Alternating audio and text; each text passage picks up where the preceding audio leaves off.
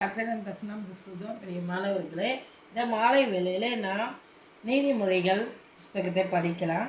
சூத்திரம் பிள்ளைங்களுக்கு இது பிரயோஜனமாக இருக்கும் நான் விசுவாசிக்கிறேன். சூத்திரம் பாருங்கள் படிக்கலாம். கர்த்தருக்கு பயப்படுது. நீதிமொழிகள் 1ஆம் அதிகாரம் 7ஆம் வசனம். கர்த்தருக்கு பயப்படுதலே ஞானத்தின் ஆரம்பம். மூடர் ஞானத்தையும் போதகத்தையும் அசட்டை பண்ணுகிறார்கள்.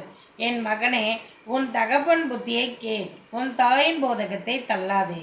அவைகள் உன் சிரசுக்கு அலங்காரமான முடியும், உன் கழுத்துக்கு சரப்பணியுமாய் இருக்கும்.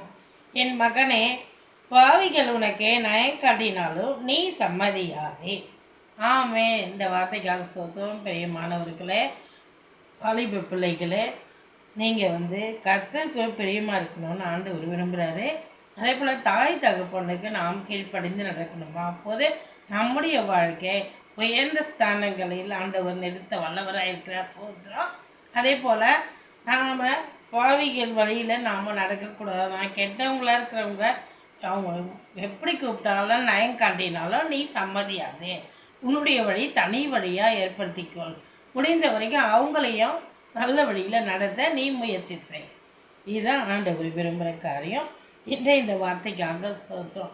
ஒவ்வொரு நாளும் நாம் ஒரு 5 வசனமாவது 10 வசனமாவது மாலையிலையும் காலையிலையும் நாம் படிக்கலாம். சந்தோஷமா? நன்றி. ஆமே.